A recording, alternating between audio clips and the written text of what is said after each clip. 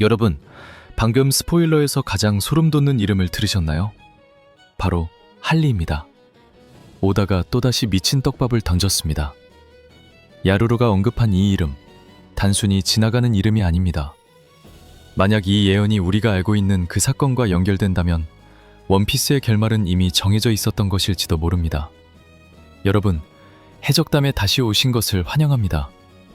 이번 1172화의 핵심은 반연 야루로의 각성입니다. 그동안 세계 정부에 굴복한 늙은이인 줄 알았던 그가 사실은 하랄드 왕의 유지를 지키기 위해 인내하고 있었던 겁니다. 하지만 더 이상 참지 않겠다는 그의 일갈은 엘바프의 역사를 새로 쓰고 있습니다. 특히 충격적인 것은 야루로가 언급한 할리의 예언입니다. 언젠가 세상이 여러 조각으로 갈라질 것이라는 내용, 어디서 많이 들어보지 않으셨나요? 이건 베가펑크가 말한 세계의 수몰 혹은 네드라인의 붕괴와 완벽하게 일치하는 맥락입니다. 여기서 할리는 고대 엘바프의 예언자이거나 혹은 공백의 백령과 관련된 인물일 가능성이 매우 높습니다. 1173화에서는 이 예언의 구체적인 내용이 풀리거나 세계 정부가 이 말을 듣고 즉각적인 말살 명령, 즉 버스터콜 이상의 대응을 할 가능성이 큽니다. 더욱이 야루로는 엘바프가 이제 세계 정부의 적이 될 것이라고 선언했습니다. 이는 루피 산하의 대선단이 공식적으로 움직일 명분이 생겼다는 뜻입니다. 우섭씨 눈에 하트까지 띄우며 열광한 이유가 바로 이것이죠. 긍지 높은 전사들이 노예가 되기를 거부하고 전면전을 선포한 이 순간 1173화는 단순한 전투가 아니라 인형 전쟁으로 확전될 것입니다. 이무가 위장한 군코의 표정이 굳어진 것은 그들이 가장 두려워하는 D의 의지와 유사한 거인의 긍지가 깨어났기 때문입니다. 이제 남은 건 야루로의 생존 여부입니다. 사망 플래그를 너무나도 강력하게 꽂았기 때문이죠. 과연 그는 무사할 수 있을까요? 여러분, 밀짚모자 일당의 패턴을 아시나요? 항상 주력 전투원들이 전면전에 나설 때 전황을 뒤집는 조커 역할을 하는 멤버들이 있습니다. 1172화에서 가장 주목해야 할 포인트는 갇혀있는 나미, 우섭, 로빈, 징베가 아닙니다. 바로 화면에서 사라진 브룩과 처파입니다. 징베의 대사를 다시 보세요. 브룩도 뭔가 생각난 듯 자리를 떴다고 했습니다. 브룩은 뼈만 남은 인간입니다. 군코, 사실상 이무의 능력과 사용하는 화살이 육체적인 고통이나 혈류를 이용하는 능력이라면 피도 살도 없는 브룩에게는 통하지 않을 확률이 매우 높습니다. 게다가 브룩은 영혼을 다루는 소울킨입니다. 현재 도리와 브로기를 조종하고 있는 도미 리버시 능력이 최면이나 정신지배 계열이라면 브룩의 영혼 간섭 능력이야말로 유일한 극상성 카운터가 될 수 있습니다. 1173화에서 브룩이 예기치 못한 곳에서 나타난 나미 일행을 구출하거나 거인들의 세뇌를 풀 열쇠가 될 것입니다. 그리고 처파의 부재도 심상치 않습니다. 처파는 의사입니다. 거인들이 이상해진 원인을 의학적으로 분석하고 있을 가능성이 큽니다. 거병 해적단의 이상행동이 단순한 악마의 열매 능력이 아니라 마더 프레임이나 과학적인 약물과 연관되어 있다면 처파가 해독제나 파해법을 들고 등장하는 닥터의 시간이 곧 올 것입니다. 결국 지금 묶여있는 멤버들은 우섭의 견문색 각성이나 로빈의 지략을 위한 빌드업일 뿐 자 상황을 타개할 트릭스터는 사라진 두 멤버일 것입니다. 여러분, 이번 화 마지막 장면에서 온몸에 전율이 흐르지 않으셨나요? 조로가 입 밖으로 내뱉은 단어, 바로 계획입니다.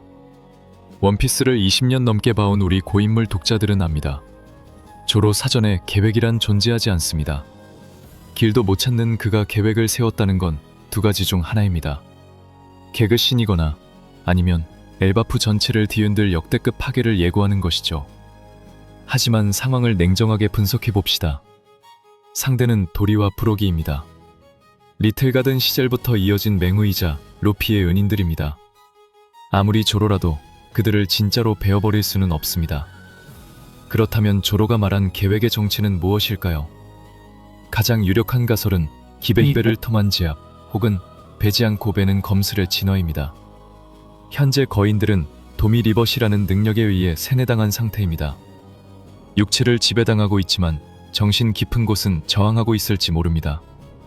조로는 와노쿠니에서 연말을 통해 패왕색을 두르는 법을 터득했고 지옥의 왕이 되었습니다. 그의 계획이란 물리적인 데미지를 입히는 참격이 아니라 압도적인 패기로 거인들의 뇌를 지배하는 능력의 연결고리만을 베어버리는 것일 수 있습니다.